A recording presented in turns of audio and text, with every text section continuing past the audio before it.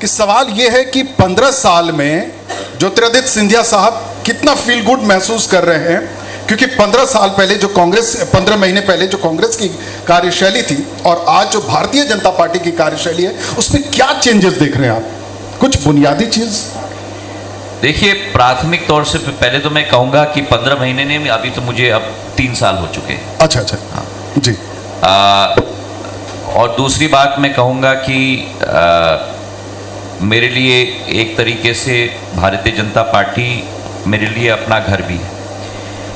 मेरी आजी अम्मा ने अपनी जनसेवा का सफ़र शुरुआती तौर पर कांग्रेस से किया था। उसके बाद उस समय में जनसंघ में उन्होंने प्रवेश किया। भारतीय जनता पार्टी की भी संस्थापक रहीं।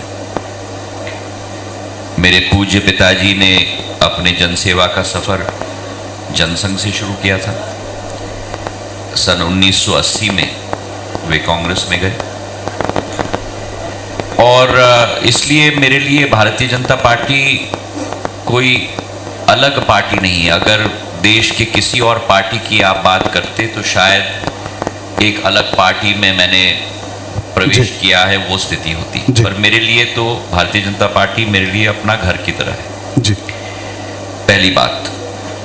दूसरी बात, जब मैं कांग्रेस में भी था, मेरे घर के जैसे रिश्ते भारतीय जनता पार्टी के कई नेताओं के साथ रहा है और मैं मानता हूं कि रिश्ते सबसे महत्वपूर्ण होते हैं जिंदगी में।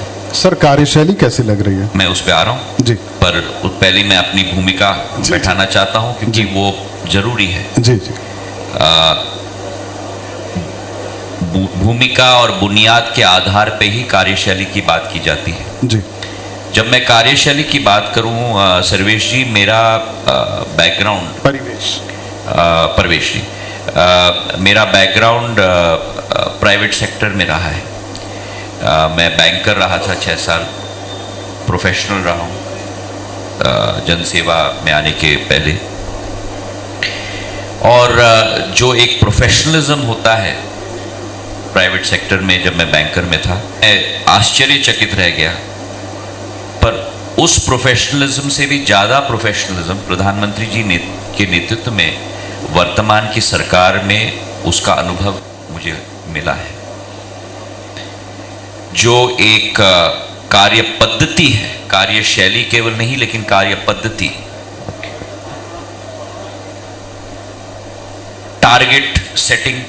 टारगेटिंग सेटिंग के आधार पर एक्सिक्यूशन ड्रिवन, कि अगर तारीख हमने तय कर दी है तो उस तारीख पे ही काम और कार्य समाप्त होना चाहिए। एक नई सोच कि बहुत समय हो गया देश में कि हर सरकार आती है तो नई नई योजनाओं की घोषणा होती है। प्रधानमंत्री जी की सोच कि जिन घोषणाओं और योजनाओं की शुरुआत हमने की है उसका 100% सैचुरेशन होना चाहिए। तो हर मंत्रालय को टारगेट दिया गया है कि 100% सैचुरेशन उस टारगेट का होना चाहिए।